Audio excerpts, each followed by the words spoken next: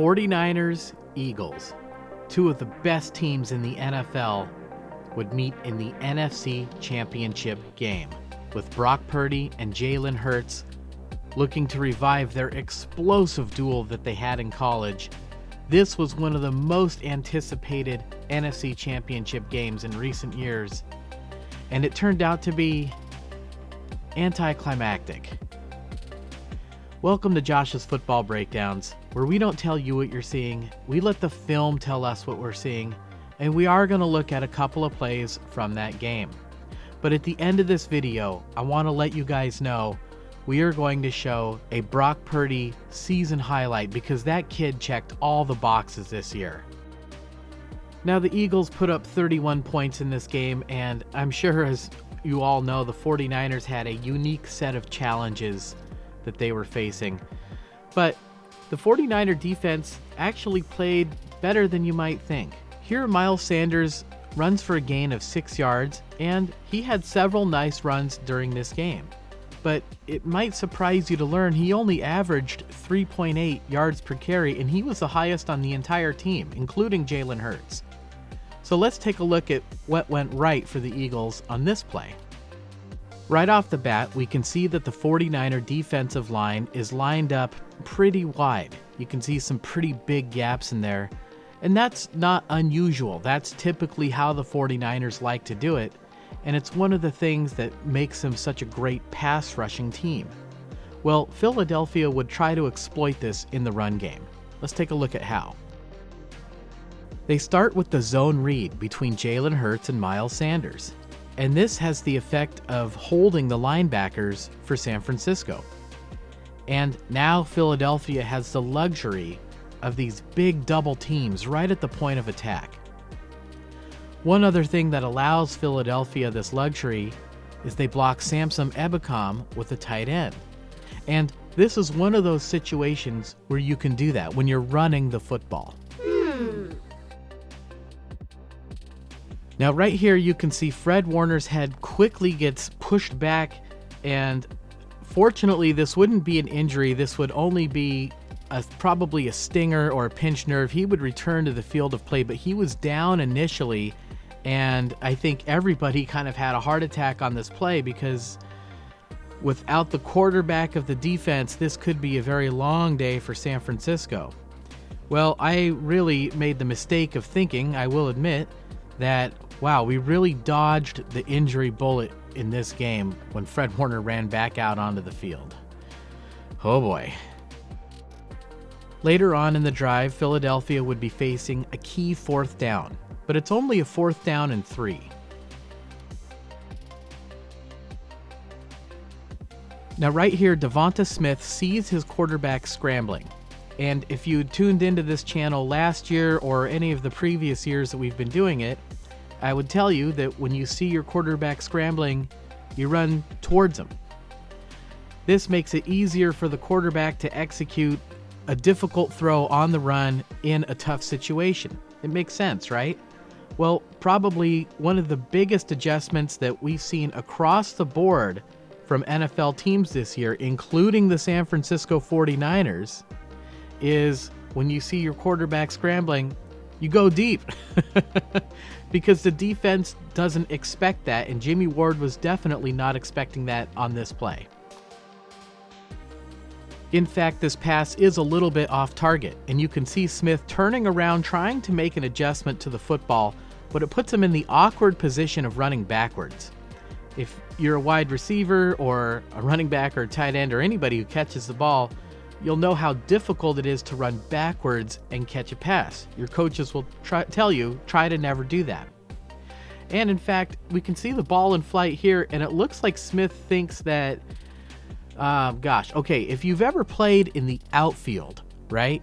I'm talking baseball here. If you've ever played in the outfield and you see the fly ball heading towards you, it always looks like you're lined up to catch it, and then it goes over your head. You know, it goes further than you expect, and that's kind of one of the first things you learn about playing outfield. Well, this is true on this case too, but here DeVonta Smith makes a great one-handed catch. He stretches to bring that ball in, and it's a huge conversion for the Eagles early in this game.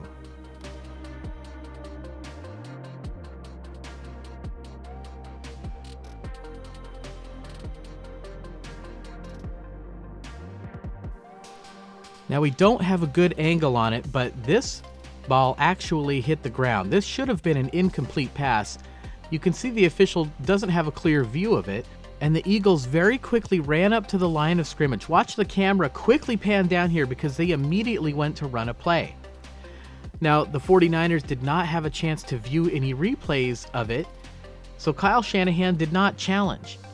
Now, maybe Kyle could have gambled, right? He could have tried to read the Eagles' body language, see that they were trying to quick snap the football, and then gambled and thrown the challenge flag.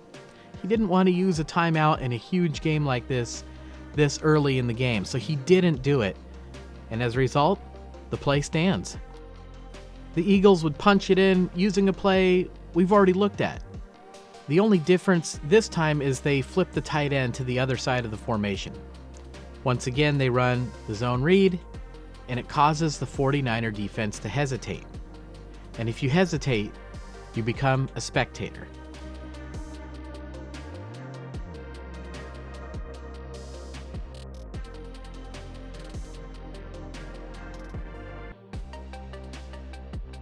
Watch Fred Warner anticipate the movement of the quarterback on this play, not the running back.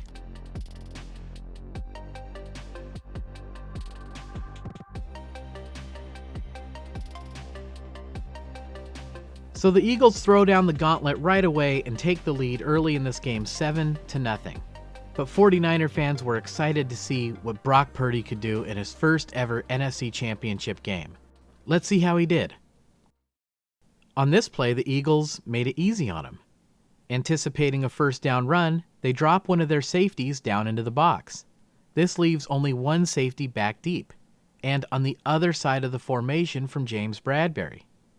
Bradberry doesn't want to get cooked by Brandon Aiyuk deep, so he gives him a lot of space. Brandon Aiyuk takes the space the defense left behind.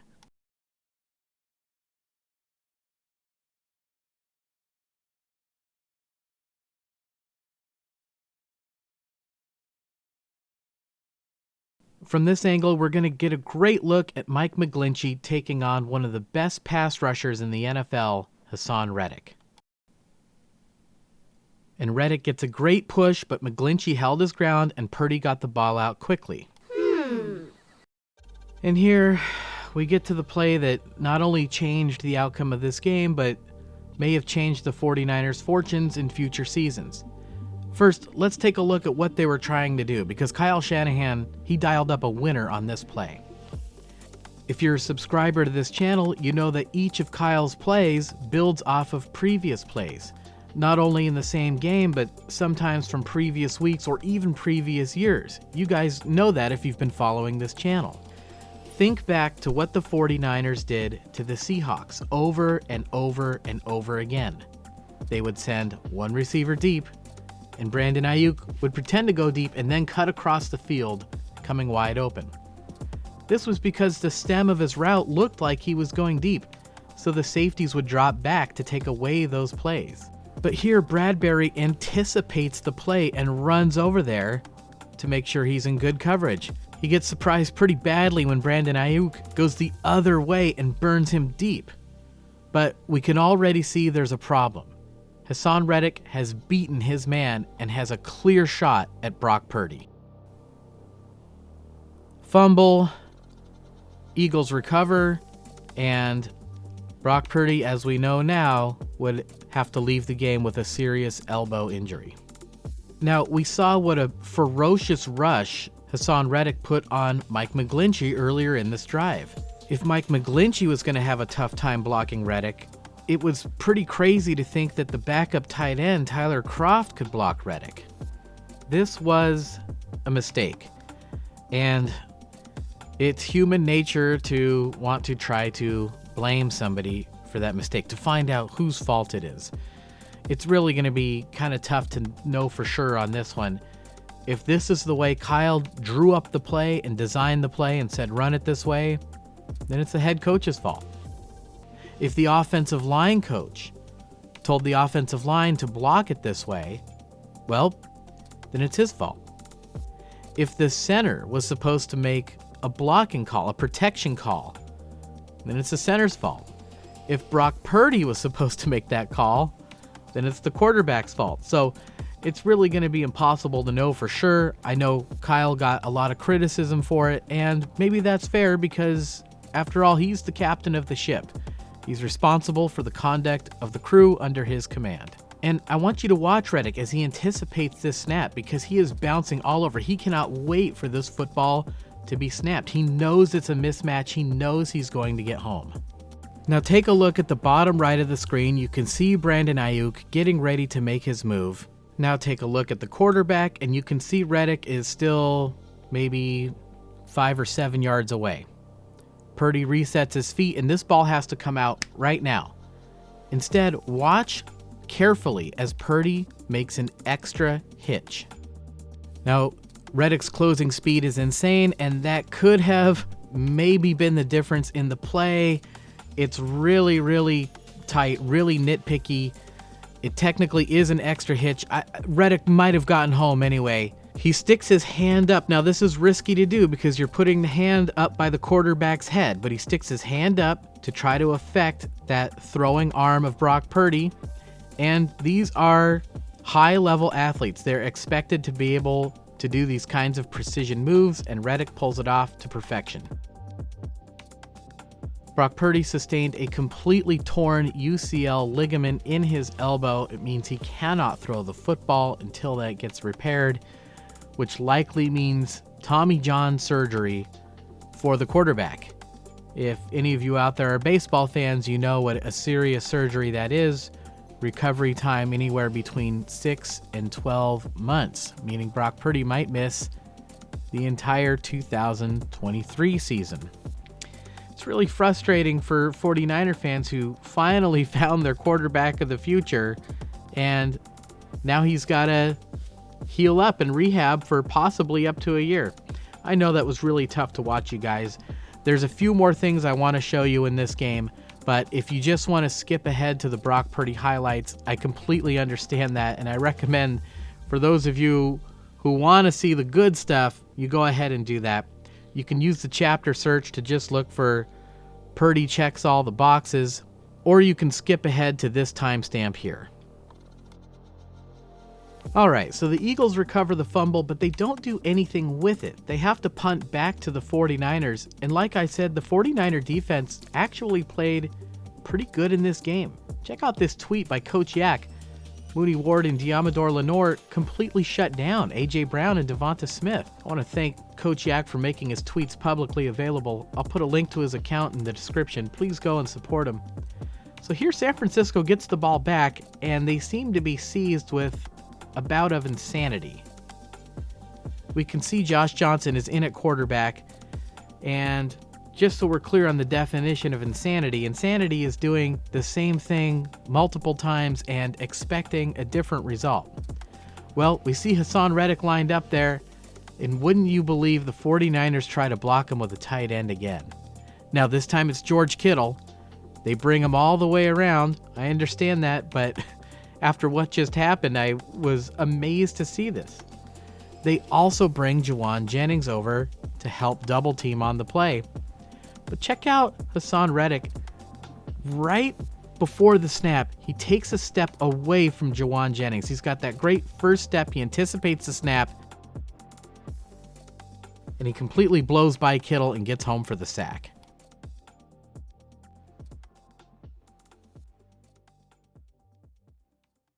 But sometimes insanity can be contagious. Or is that hysteria? I'm not sure what to make of this play. They run the zone read again. They're hoping that Nick Bosa will pursue to the inside, allowing Jalen Hurts to run away from him with the football. But that's a pretty dangerous game to play with Nick Bosa, so this time it's the Eagles who try to block him with a tight end. And well, you can pretty much guess how that goes. Bosa blows up the play. The Eagles are very lucky that that was not a safety.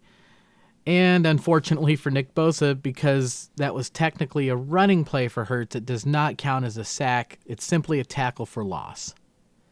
Nevertheless, the Eagles are now backed up and they have to punt the football to the 49ers. San Francisco is going to get excellent field position out of this. Ray returns it inside the 50-yard line, and with a backup quarterback, this is San Francisco's best chance to get some points in this ballgame. Now, Kyle's going to be pretty limited with what he can call on the play sheet with the fourth-string quarterback in the game, but he's got to do something to get the ball downfield. So he makes use of one of his best playmakers. He calls a screen pass for Christian McCaffrey.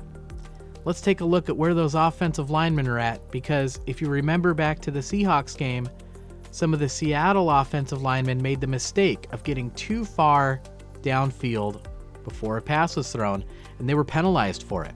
You've got to be within 1 yard of the line of scrimmage. Let's see where that line of scrimmage is at. And you can see the offensive linemen are all behind it. This was great execution by the San Francisco offensive line. The 49ers would complete another pass to Christian McCaffrey, and the Eagles started to sense that this was a McCaffrey drive. They knew the 49ers were going to lean on one of their best players, so they bring a lot of guys up to the line of scrimmage to try to stop him on what they think could be a running play. And folks, it is a running play, and this is one of the best running plays that you're ever going to see, because Christian McCaffrey makes full use of his complete skill set as a running back on this play. Check this out. Right off the bat, Fletcher Cox appears to be unblocked. The 49ers wham him with George Kittle. Next, Marcus Epps gets through and appears to have a clean shot at Christian McCaffrey. McCaffrey hurdles him. Then it's Darius Slay who has a chance to bring him down. McCaffrey jukes him in the open field. Then McCaffrey uses his physicality to absorb the contact from Javon Hargrave and CJ Gardner-Johnson. And then finally, McCaffrey uses his speed to get to the end zone. Touchdown 49ers, Christian McCaffrey with a sensational touchdown run, and this game is tied at 7 apiece. CMC, one of the best trades this organization has pulled off. Now the Eagles would get the ball back and they would go on a drive, and that drive would be aided by some penalties. So let's take a look at them. Here we see Jimmy Ward grabbing and holding onto the receiver, and then he turns him around.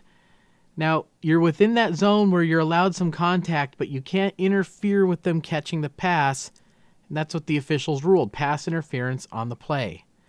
It's a tough pill to swallow if you're a 49ers fan, but it's a good call. Here we can see Landon Dickerson's head being pushed back. That's classic illegal use of the hands to the face by T.Y. McGill. This is also a good call. Now, I think there could be an argument to be made that this was also holding by Dickerson on this play. This could have been offsetting penalties.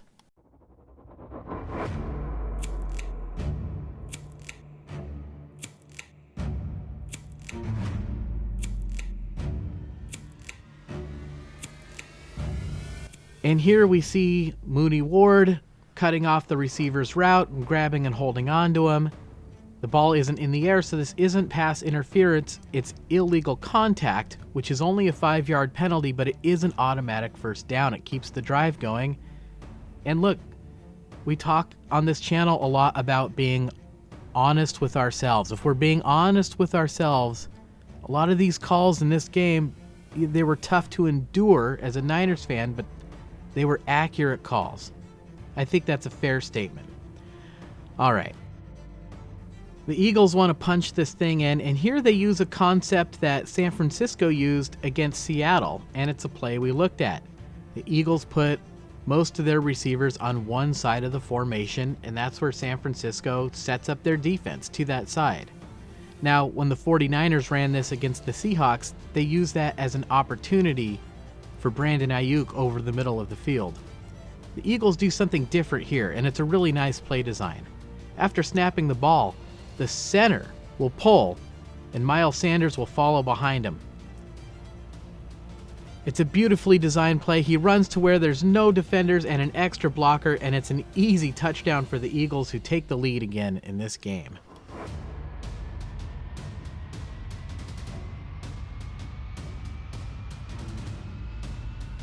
Now, when you're down to your fourth string quarterback, You take the good with the bad, but here disaster strikes as Josh Johnson fumbles the snap and Philadelphia recovers. That was just 2 plays later, by the way. And the Eagles, before the half even ends, are looking to go for the kill. They run the zone read again, and as much as Miles Sanders is a threat to run this ball to the right, there is absolutely nobody on the left side of the field. Jalen Hurts is going to be one-on-one to either outrun or out-physical the safety, probably to the end zone. Now, Nick Bosa realizes this and tries desperately to cut him off at the pass. And here, I think Jalen Hurts makes a bit of a mistake. He hands the ball off to Miles Sanders, the Niner defense is confused, and he ends up punching this thing in for a touchdown. Let's go back to the snap. Now, Nick Bosa wasn't the only one confused on this play. Check out Dre Greenlaw.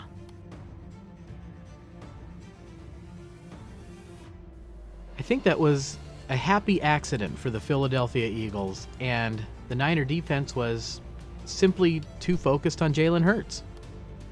And this is going to bring our analysis of this game essentially to a close. The 49ers were absolutely unable to move the football with their 4th-string quarterback, Josh Johnson. In fact, on this play here, he actually gets knocked out of the game. Brock Purdy would have to come back in, but obviously he was in no condition to throw the football, physically unable to do so. So the 49ers had to resort to simply running the football on every play. And the Eagles was well prepared for it, and they were able to stuff a lot of these runs. There was no way realistically that San Francisco could compete in this ball game. The defense got tired. They really had to push the limits of the rules and got called for even more penalties in the second half. And Philadelphia was able to score another 10 points, making the score 31-7. They had a great season, they had a great squad, and they are worthy champions of the NFC, but for the 49ers, they can't help but feel a little unlucky with how this game unfolded. Like we talked about at the beginning of this video, they had found their quarterback of the future. Brock Purdy has checked every single box that you would want him to check. So what I'd like to do now is go back to the beginning and show you all the boxes that Brock Purdy has checked in his short career with the San Francisco 49ers.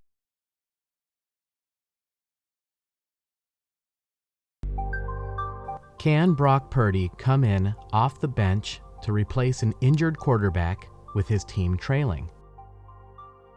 Can he complete a pass?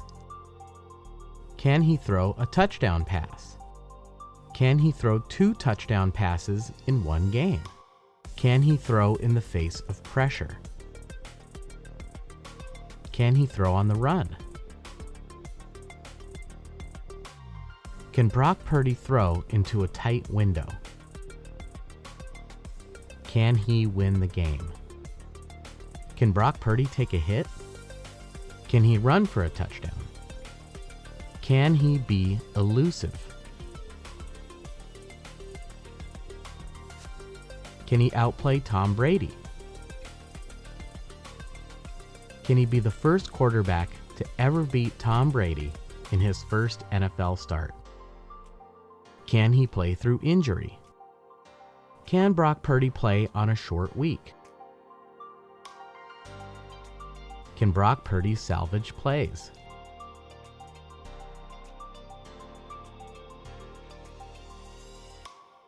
Can he play in a hostile environment?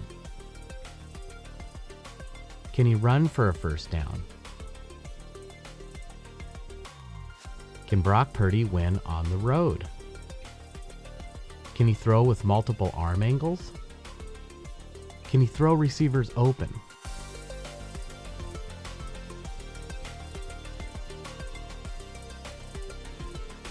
Can he beat the blitz? Can he throw the ball deep?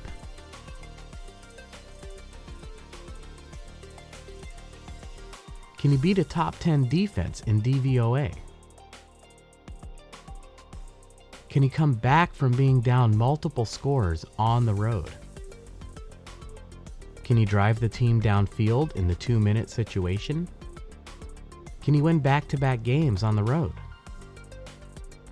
Can he secure the number 2 seed? Can he close out the season with a win? Can Brock Purdy face a defensive head coach for a second time? Can he go through all his progressions? Can Brock Purdy play in the rain? Can Brock Purdy run the ball? Can he throw 200 yards and no turnovers in a playoff game as a rookie? That's never been done before. Can Brock Purdy win in the playoffs? Can he play against a top 10 scoring defense? Can he throw 200 yards and no turnovers as a rookie in a playoff game twice? Can he win back-to-back playoff games? Wow, that kid is so good. He is so fun to watch. The 49ers have finally, after years of searching, found their answer at quarterback, Brock Purdy. The 49ers, let's not forget, had a tremendous season this year. Absolutely tremendous, right? A 12-game winning streak. Undefeated, 7-0 in the NFC West. They found a young rookie quarterback who has checked all the boxes and went undefeated. And if you think about it, he only had 2 boxes left to check. Can he get to the Super Bowl? And can he win the Super Bowl? I think he has what it takes. He's got all the tools he needs to get it done, but he also has the calm, the poise. He has the competitiveness up here. He has the wherewithal to understand Kyle's offense.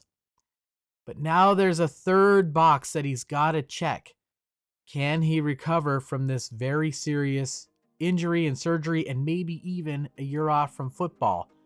That is daunting for sure. But not all is lost for the 49ers. Don't forget, they still have a very young, very talented quarterback on that roster with a lot of potential. Folks, the San Francisco 49ers aren't going anywhere. They've still got the same head coach, the same GM. They're going to have that same core of players. Yes, some players will come and go. That's the NFL. We know how it works.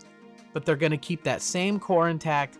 And regardless of who they start at quarterback, they're going to have a very young, very talented quarterback at the helm for the next several years.